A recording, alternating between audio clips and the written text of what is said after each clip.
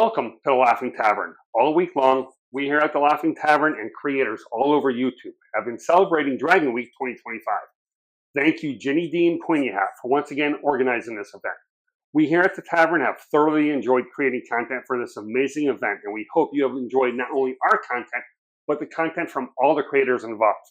With that said, it is time to dive into this episode of DMs and Dragons at the Tavern. Today, we'll be sipping on the perfect drink for Dragon Week. Quest Ends Dragon Whiskey. This offering from the wonderful folks at Find Familiar Spirits clocks in at a smooth 108 proof and offers notes of red fruit, oak, smoke, molasses, and barrel spice. It was finished in sherry and smoked bourbon barrels, which brings us that wonderful smoky finish I would expect from a dragon. Beau, if you don't mind. So, we're going to be talking about dragons. Today, we're going to be discussing dragons overall. Tomorrow, we'll be presenting to you two dragons, one that each of us have created. So you need to come back for that tomorrow. But with that said, we have our drinks poured. The bottle is set. Let's give a little cheers here. Beau, here's the Dragon Week. The Dragon Week. Cheers. Oh yeah, that's the stuff. It's better when it sits for a little bit on the ice and get more of that molasses and the smoky flavor comes out after the first sip. I like it up front. Do you? You know, it lets me know that it's got a solid presence up front, and it's kind of enjoyable. And having it sit on the tongue, just sort of, it brings that sweetness in, right, rather than having it sit in the glass. So a little more of a flavor for me.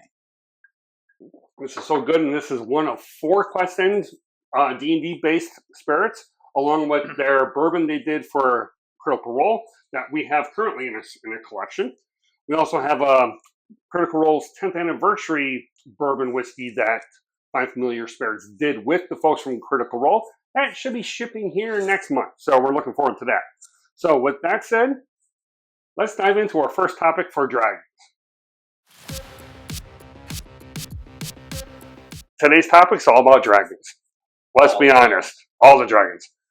When we first found out about Dragon Week last week, this video was on my mind because what can we talk about for dragons? We created our own dragons, which is one thing. That's a video for tomorrow. But there's dragons. What can we talk about?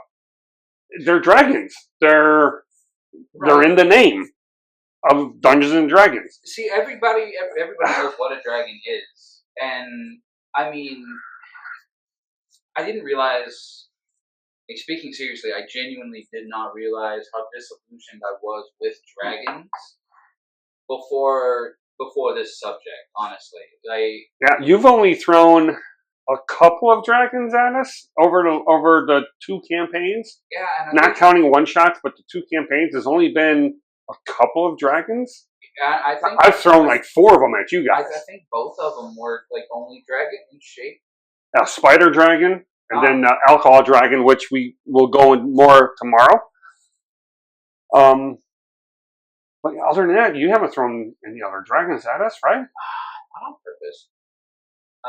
I've thrown drakes. Yeah, the more I think about it, the more I'm just like, yeah, I think I'm hyped about dragons.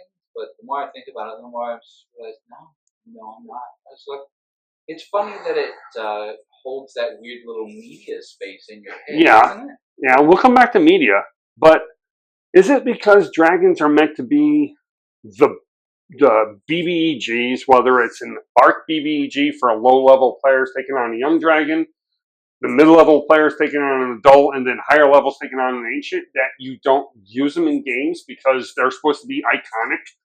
Just like beholders, you only want to do it once or twice a campaign. You don't want to throw them at a party like goblins. Is that the case? I mean, that's one way to look at it, but they're definitely overdone, right? Because everyone and their grandmother wants to be a dragon, is a dragon, drew a dragon, was a dragon in a past life, has draconic powers, does art about dragons. Dragons, there's not a single, I'm willing to bet there's next to not a single person in the world that doesn't have, like, concept something with like a dragon on it, a dragon in it, even offhandedly. And I think Dragon Whiskey by Quest End. And I think that's where my disillusion comes from. So while I'm there for Gotcha. it, I think I've just accepted the fact that dragon is a plot point that has voice lines. Gotcha. And there's nothing unique or interesting about a dragon other than its color and what it happens to vomit at any given person. I wanted to come up with unique ideas, and they couldn't because either everybody had already done all of it. They do it all the time, and all the DM tips and D&D tip videos, they're always talking about dragons because, let's be honest, they're dragons. It's Dungeons and Dragons. Like, So it's in the name, so of course it's going to happen. All right. So with that said, I'm just not smart enough to go into why dragons are such a big thing with humans. from the dragons you have run, do you have any tips for DMs running their first dragon? For a first dragon, run a red dragon. Young one? Young to adult. Younger adult? Yeah, don't jump into ancient. For one, you shouldn't be running your first game at your first dragon at an ancient dragon, but more power to you if you try. Like, is it? So I'm not saying this as in, oh, you absolutely 112% have to run a red dragon for your first dragon. No, you're an adult. Make your own decision. What I am saying is if you are just going with Monster Manual, you're brand new, you've got the core 3 books and all there is to it, run a red dragon. And then color it something else. Anything. Anything. Because nobody's going to know the difference. Nobody on Earth is going to know that you slapped a stat block and repainted it. No. None of your players, you're going to know. Make it a albino dragon. So your players think you're going against a white dragon. Anything. No, but change the damage type. But in all seriousness, the red dragon is the most, in my opinion, to the point. Yeah. Close second would be white, but that's just because I believe lore-wise, the white dragons are dumb. They're hunters. Yeah. They're more not dumb, predatory. Predatorial. Red is what the smartest. Just sadistic. It's just sadistic. But blues and blacks can be a hell of a harder to run. Blues and blacks would be a little bit harder, especially for the first dragon. Yeah, like if you just run smog. Like if you have nothing to run off of, True. Just run smog. And this kind of ties into my earlier problem. I can say run smog. Everybody knows what I'm talking about, but nobody else at the table is going to know that you're just running a red dragon. Yeah, very true. It's just because, we have that idea. Yeah. Like somebody says dragon, we automatically think big red dragon. Pretty much, yeah. I would say go through the stat block, print it out, highlight the key things, highlight the recharge ability so you remember to use it, highlight any aura presence abilities because you'll forget about it. Mm-hmm. Especially if they happen anytime somebody starts in a turn and within 30 feet or 60 feet. Middle of combat, you're going to forget about that. Highlight it. Highlight the immunities and resistances. Now, I did a video yesterday where I talked about having your dragons be in the world, not just hiding out in a lair waiting for adventuring parties to come by. Have them fly around. Have them stalk the party when they're low level. Have them fly overhead on a decent perception roll at night. The shadow of a moon casts a massive shadow over the campsite. Use them to scare the hell out of your players, to let them know that running away is always an option. You drop that adult dragon down in front of a party of a third level party, and they choose not to run away, just start having them roll 4d6 because it's not going to go well. They either learn that lesson or they won't. Yeah. Mix it up some. Don't just have them sit in the lair. So unless their thumb are charred and they can't get out. So I know I've been coming across as pretty jaded about it. No, it's legit. I appreciate what dragons are and their place. Wrong. I love that they exist. Right? Is there too much not too much, but is there so much third-party content now with amazing creatures that you don't need to run a dragon anymore? So you can run something else that's better. So I was actually sitting around thinking about this a few hours before coming, and I was thinking the thoughts that needed to be thought, And deep into this, I started thinking they are D&D dragons used to be, right? Okay. These mythical creatures, these serpentine Okay. creatures that could be anything, I got you. anything across culture. So like looking at some of the medieval texts for dragons, right? Those things are damn ridiculous, Yes, and they I are. love it. So I think because we sort of categorized what a dragon was, a dragon doesn't exist as a dragon Gotcha. Okay. anymore. What we have is the species Draconis. With everything that falls into that we've put oeuvre. Yeah. To be fancy. We've just sort of we've given it its own classification and rather myth, and I think that's kind of what a little bit. I think that's why I leaned in so hard to what I did with my custom dragon. What you'll see tomorrow. Come back. Where I made it sort of a force of constant nature. It's something that just is. It's not necessarily malicious. I'm with not you. Out to get you. That makes sense. That said, there are plenty of arguments for stepping outside of dragons, because dragons being what they are extremely, extremely versatile. And iconic, too. So you can take that dragon, make it whatever you want. Let's take the spider dragon, for example. That was something I think I picked out of a Dungeon magazine. Yeah, that thing was a beast. So basically, we weren't low level either, and it was tough.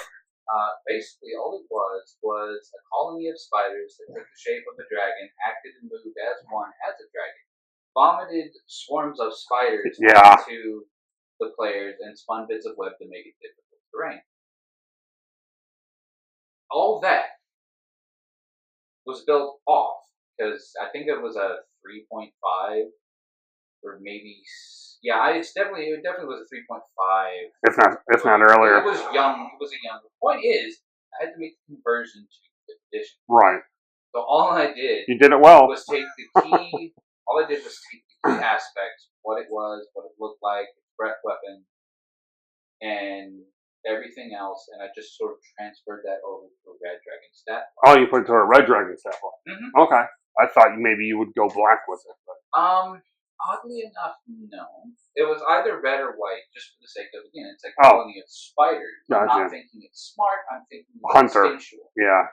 So we went red. And that was the simplest thing about it. So, I know I think I contradicted myself a little bit when I said... If you did, let us know. Dragons are, like, this species, Draconis, as I put it. But at the same time are versatile. So, to clarify on that, a dragon stat can be in. Well, look at the Jabberwock. I had you guys thinking you guys are going to be going up against a green dragon. Yeah, we did. And it was a Jabberwock, which is not a green dragon. Now, granted, you guys took care of it in one round. That's a different story for another video. But yeah, I'm with you. You can turn anything into a dragon. Or turn a dragon into anything. Getting back to versatility, I did mention the other colors. I should say, I did mention just changing the color. Right. Changes a lot about it. Just even taking into account the 5th edition colors, the chromatic, metallic. Here, thank you, chromatic, metallic, and gem dragon. In with it,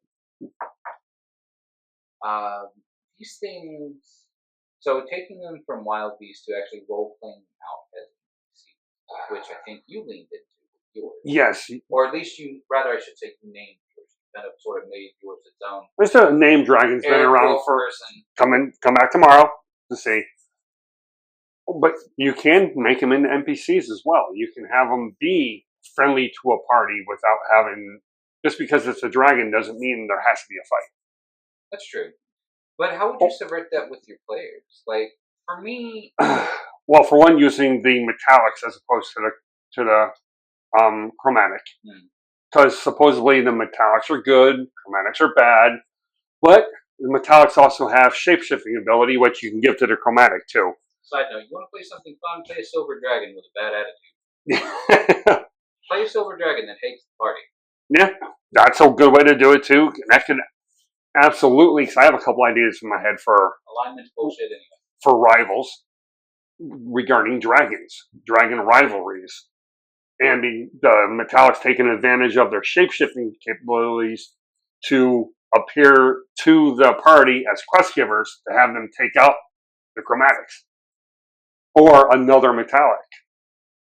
Sorry, I was distracted by the fan clicks and the keyboard warriors that are going to come through. Capsule said alignment bullshit. It is. It's only really used for a couple of spells. Other than that, alignment hasn't really mattered in a couple versions. Who's that? No, they still do, but outside of those couple of spells. Oh yeah, detect good and evil. Yep, it's basically detect good and evil and a couple of others. Nebulous if you think about it too hard. Yeah, so alignment's still there, I think, because of those spells, and I think it's one of those things that's been rooted in D&D from the beginning that just can't come out. Yeah, I blame the memes. We'll save alignment for another video. This is Dragon Week. So, well, we could probe our alignment in Dragon Week. Yeah, we could, but nah, we did enough. Fair.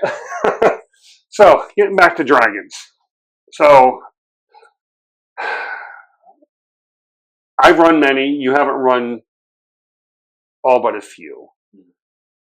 Now that we are in a new campaign that is dinosaur-based, are you going to be throwing any, like what you just said, without giving away spoilers, are you going to be reflavoring dragons as dinosaurs? Because let's be honest, it's not that far off. Or are you sticking more away from the dragons for the reasons that you just talked about? I do have something for Psychic T-Rex. Ooh. I don't know if I'm doing that yet. It's just one of those thoughts that came across. Are there psychic dragons? The gym dragons. The gym dragons lean into it, right? Yeah, lean into the psychic ones. I'm more just thinking that T-Rex that can catch the psychic magic missile. All right, but so you're not going to be using dragons too much against this? Not necessarily. Okay. I don't see anything in the future for dragons in this campaign. That said, you never know. That said, you never know, because they do exist. Without giving away too much, right? One of the biggest ships in the world are held together with dragon bone. Okay. The only ship of its size. So while they do exist, I'm not sure just how prevalent. Okay. But I'm not seeing it in. And let's be honest, our party's full of veteran players. We get OP really quick, and dragons are always a good way to try to test where the players actually are. Yeah. You drop, if you throw an adult dragon at a lower level party and they handle it well, you got to scale everything up. My thing is I have yet to face a dragon where the strategy was not group up and hit it till it dies. Well, and that's why you need minions, you need elevation, you need spellcasters helping the dragon through heals, you need the abilities like we'll talk about tomorrow. You need extra things that the current dragons as designed, yes, if you run them as a single beast against a party of 4, that party of 4 will eventually wear that dragon down if there's nothing else with them. Wait, didn't we Brawlful Stomp an entire white dragon? Yeah, you guys absolutely did. And he even had special effects. And it just 3 rounds? An adult white dragon done in 2 rounds, 2.5 rounds? So, do you think that might be a problem with dragons? Like, there's a huge gap between like dragon lore and what dragons actually are. Well, I think it more comes down to, like we just said, dragons should not be run as single creature fights anymore. Mm-hmm. you need to have minions, and not just single hit point minions. I'm talking you need to have other creatures on the board. Yeah, other creatures on the board that have spellcasting abilities that can counter, that can counterspell, that can heal, that can do Eldritch Blast from 200 feet away. On second thought, give a handful of those minions a CR. Still pepper them with those one hit point minions. Yeah, kobolds are great. But peppering in some, what were they called now? Half dragons? You can put in Dragonborn. You can use straight up Dragonborn wormlings. Yeah, something with a CR interspersed with you. Something that can fly. You want something intelligent. Something intelligent, ranged, different abilities. Definitely you want different elevations, and the lair itself has to be extremely damaging. Oh, and this is just for me. Homebrew some minion synergy, I think, with your dragons. Yes, your heroes are afraid of the dragon, and your dragon worshiper should have a healthy fear of it. Right. But if, say, let's take kobolds, for example. Say your kobolds are indentured to this dragon and have been for a few generations, as is some of the lore. Right. By wizards now. May have always been. Anyway, take that, and the idea of being in that dragon's aura of fear doesn't disable them. It doesn't give them fear. It gives them mania. Which sends them driving forward. Or it gives them advantage, it gives them advantage as long as they're within the dragon's 20-foot. Right. Just like what your party does with the paladin, the kobolds would do for the dragon. Absolutely. They can't, their AC goes up or something. That's a great idea, and that's actually interesting. And I'm going to watch this video to take notes for the dragon I need to create for these guys. There should be synergy. The dragon, I think, in my opinion, if I would enjoy a dragon would be, as you do, actively part of your world, of the world. You should be seeing this dragon fly overhead from time to time. You should be seeing its presence. It should be a moving, living creature throughout. Right. So, whereas the dragon cannot be a dragon by itself. It has to be a dragon with everything around it. Yes. Especially in war. These dragons are often portrayed as monarchs or a certain kind of way. I think bronze dragons go out of their way to find people to talk to. And very lawful, right? And, I think. Yeah. Very justice. It's either copper or brass. One of them just likes jokes. Oh. I think that's brass. Brass, I think. Maybe. Again, let us know.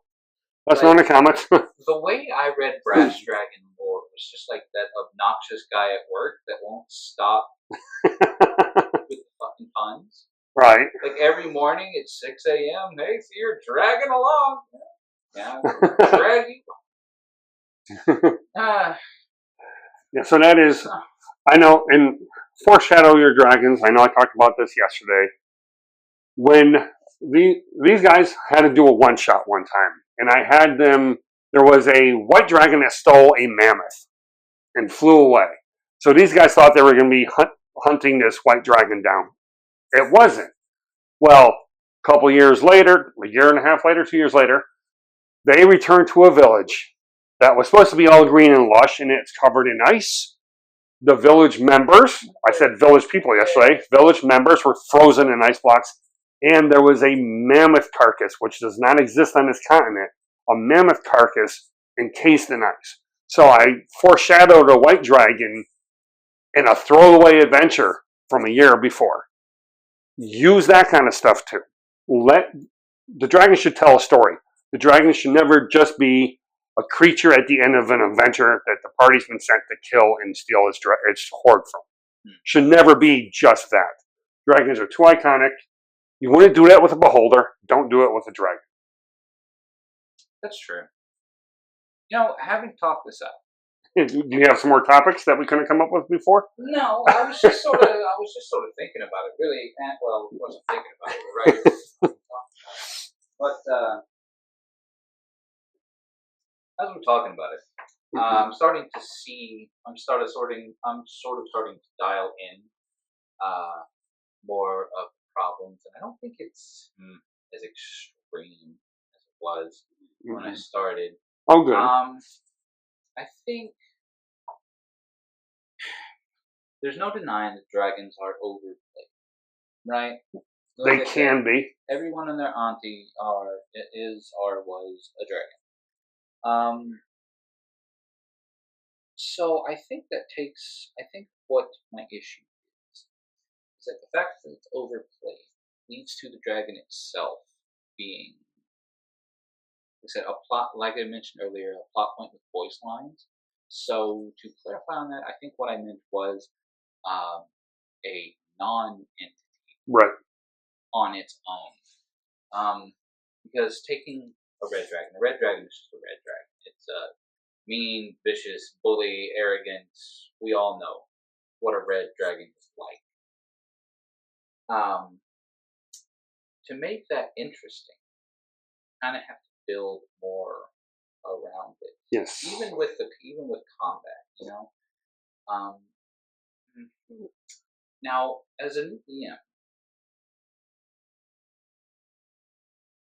would you have thought of things like synergy with minions and not that things like that? Not that. And would you think it's complicated? No. Like well, I'm also 50 sessions in as a DM now, so that's easy enough to do. My first dragon I ran was for you guys, and it was the black dragon that you guys faced where Zekrin died, and we'll talk about that in another one because that's an awesome story. It's one of my favorite all-time. Beau had me almost crying at the table when it happened. So, but I ran that black dragon, but I threw a ghost dragon at you on top of the young dragon. And that was going to be a TPK. It was. Except for what our warlock had gotten was down. Or close to it, where it would have been. I know Zekrin was on his last the paladin was down. The paladin was down. Yep, so. Need a res. But now, like I'm planning out the ancient red dragon that I told you guys about when you were level 5. I've got ideas, and I'm taking what I've learned for making the dragon that we're going to talk about tomorrow, which was an idea I had for combining certain things, and I'm going to use that for that dragon, but I already had ideas for the lair itself, the elevation, the, minions, but now I have additional things I can do for those minions. I didn't think about the synergy. Especially in my lore, this dragon hasn't been able to leave its lair in 600 years. But it's not fat like Thumbertrod. It just can't leave. Love that there's just a red dragon.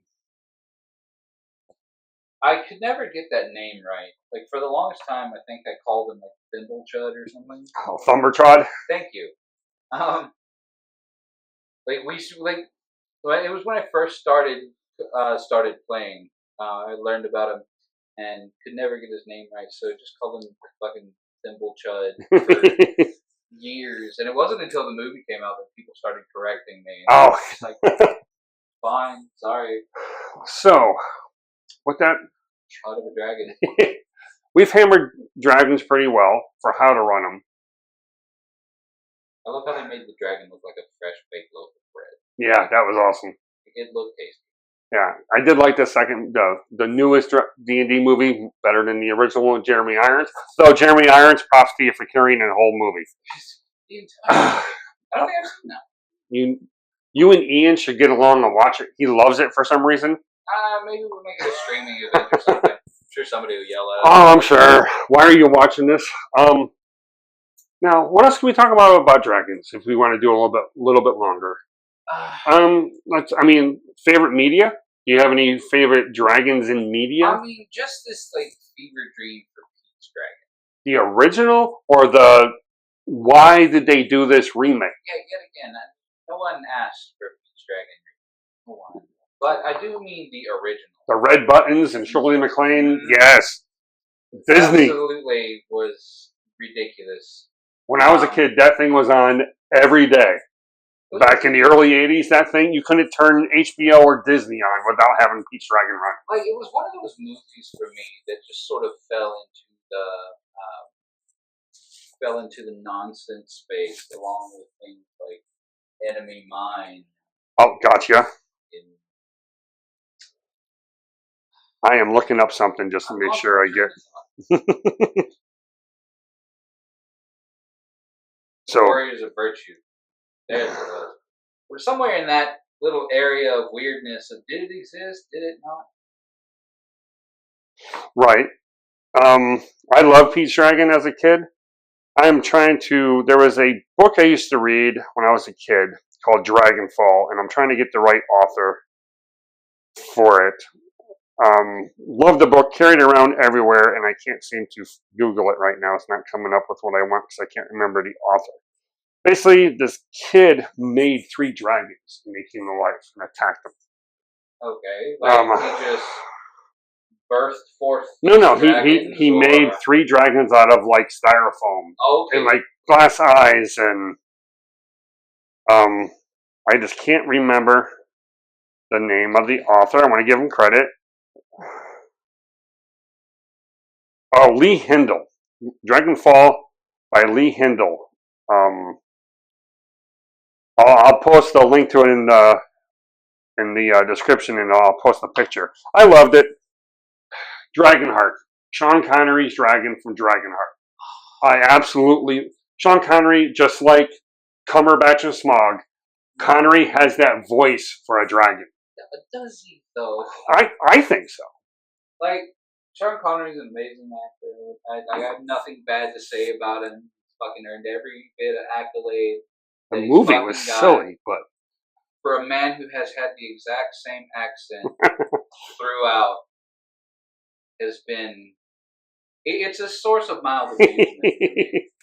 It's the same. Well, yes, I'm a dragon. That was good. That was awesome. But yeah, Connery. I mean, Tolkien, of course. I don't remember enough about that movie. About Dragonheart? Yeah. Dennis Quaid and Sean Connery. What can possibly go wrong? I used to watch all the time. I remember it, like, lifting up its skirt and getting stabbed. That's about it. That's right. Lifted up his armor so he can stab him in the heart. Thus, Dragonheart. I mean, you know what we ought to do? We ought to make a streaming night of like watching obscure fantasy movies like Crawl. Oh, now you're coming into my wheelhouse, especially the late 70s, early 80s. See, these are all vague memories I have. Sword and Sorcery, Crawl, Conan. Let's be honest. But this should definitely be an upcoming bit. I'm sure we'll figure that out eventually. But back to dragons. Back to dragons. I don't think it's a favorite one, but I do have a dragon-themed story that I particularly like. It's from the SCP universe. What's SCP for the people who don't understand? SCP is, how do I explain this? It's a forum-made, group-run collection of horror stories. Most people out in the world would have heard of SCP, or at least know somebody who has. At least by the initials, yeah.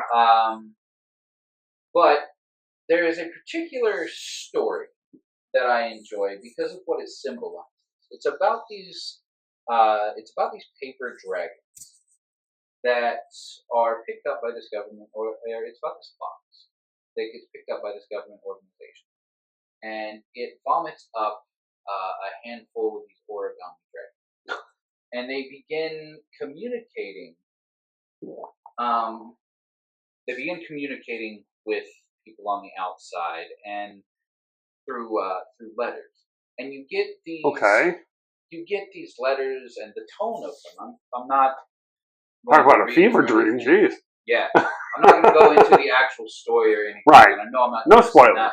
Justice, but the letters lean towards. there being an entire fantasy world within this box, Okay. and the dragons are coming out and calling for help, sort of Interesting. asking like where you are, speaking to you as if you're the children who made this imaginary world. You know, we miss you. Okay. You get hints of drama within this other world. Eventually, it ends up being terribly sad. So like a Without- Narnia thing where there's like Kind of. Okay. I'll send it to you once we're done here. Just take the 20 minutes to listen to it. You'll Okay. enjoy it. To me, it brings elements of sadness in a Okay. way that the death of imagination would to any storyteller, really. And I'm definitely overthinking this short story on the internet. Sounds like it. You're talking more than the movie probably than the internet story is. Yeah. But it is a good one. It is a good dragon-themed piece of media. That's good to know. Something. We'll post a link in the description. SCP-1762. Here There Be Dragons. Oh, Here There Be Dragons. Okay. So send me a link, or I'll Google it, and I'll put it in the description if you're so interested. I'll put a YouTube link in. Yeah. Let's give somebody some attention. Yeah. All 200 people of it. No, exactly. But it's Dragon Week. Hey, let's get some. Right? It's not zero. So maybe we can bring somebody who doesn't know it's Dragon Week. All of a sudden, we'll have a bunch more viewers go, huh? Yeah. Any other favorite dragons while we're talking about dragons, or anything else dragon related you want to talk about? Of course, you have iconic dragons throughout media. Yeah. From when I was a kid, American George and the Dragon. George and the Dragon. Those of us who were sad grew up with Dragon Tales. You know, everybody has had exposure to this sort of oversaturation of dragons, and it just doesn't mean what it used to. I've got to give a point. Yeah, absolutely. I do have to give a shout out to the folks at Critical Role, Matt Mercer with the Chromatic Conclave. That was an amazing setup the way they came in, but really want to call out Lance Reddick for the voice work he did for Thordak in The Legend of Vox Machina. Thankfully, he finished it all before he passed away. If you haven't checked it out, check out Legend of Vox Machina. The voice acting in it is amazing, especially when Thordak shows up. Just want to throw that out there.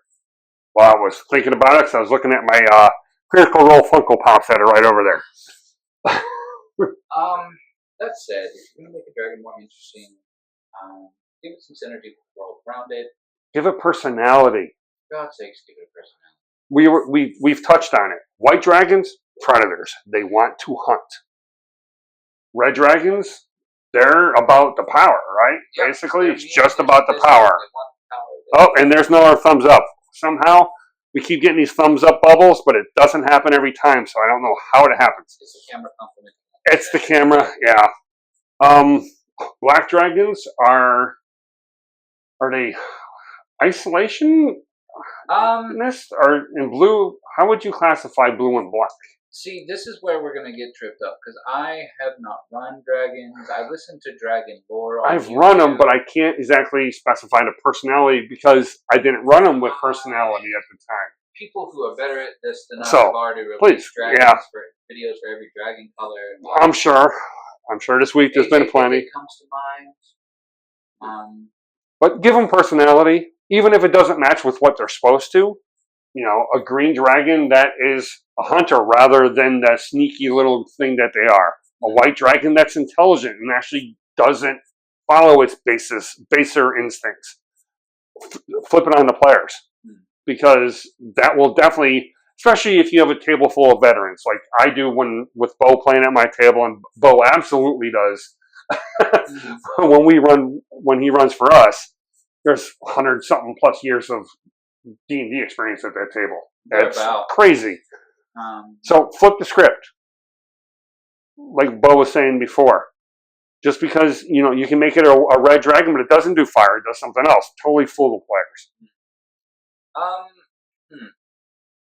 So I think before we do wrap up, I don't want to leave anybody with like this idea that I completely hate dragons or I'm completely against anybody using them. Tropes exist for a reason. Yes. There are only like 7 original stories ever written. The rest are just retelling. It's okay to, have these normal sort of. No, that's not fair to call them that. It's okay to have these sort of tropes in your game. It's okay to run that red dragon as a red dragon and have it be a red dragon. This is just my opinion after doing this for about a decade, and my opinion's going to change. It's already changed. It's already gotten a lot softer over the course of this 45-hour ish we've been doing this shit. Yeah. So. Yes, this is what I'm saying. Now I'm not completely knocking it out here. I'm not dogging on anybody who's doing it or who's running a dragon-themed campaign. Run it how you want to run it for your table. Run it how you want to run it. These are just opinions that have come with my experiences over time. And I'm sure my opinions will change, which is why we get to revisit this way, way, way, way down. Yes. And for me, there's been so many... D&D first started, there was limited creatures way back 50 years ago now. Back in my day. Now, well, I'm only 50, so I will be 50. But now you have so many creatures available, so many third-party content creators that you're probably only going to run 1, maybe 2 dragons if you do a full campaign. There's so much else to run now, not like there used to be. And a lot of those are going to be what we are doing for tomorrow. It's taking a dragon, flipping it on its head, and turning it into something else. We still turn them into dragons. Yeah. Turn anything into a dragon. Yeah, with a little thought and a little imagination, anything can be a dragon. Crossbreeding does happen. Yeah. But with that, I want to give a special shout out to Quest End again for Quest End Dragon, which is the 4th release in their Quest End line. And it is amazing. Shout out to Ginny D and Pointy Hat once again. Thank you both for setting this up, and I can't wait to see what creature we're supposed to do next year, and we're going to make sure we have enough time to do it right. Beau, sir, give you a special thank you as always for doing this with me. Of course. We just passed 1 year for the channel last Saturday. If you didn't watch that video, give a little recap. I started this channel by myself, and since then have brought on Beau, and we created the Laughing Tavern. Used to be just Rich the First Time DM. It's now grown. We do a lot more. Board game reviews. We have actual plays that came out earlier this week. Be sure to watch those. Let us know if you like those. Give us a little bit of leeway for the cameras. We're still a small little operation in limited space. Check us out. Check out those videos. Check out all the videos done by all the creators all week long. A lot of people have put their heart and souls into this. I have busted my butt since last Friday, rolling out videos and shorts and videos and shorts to promote all this content. Beau sat down. I know he created an amazing dragon. Come watch us tomorrow. And he also gave help on the videos we're doing, all the actual plays for the board games. Come back. We love you all. Be nice to each other. Here's the Dragon Week. Cheers. Later, nerds.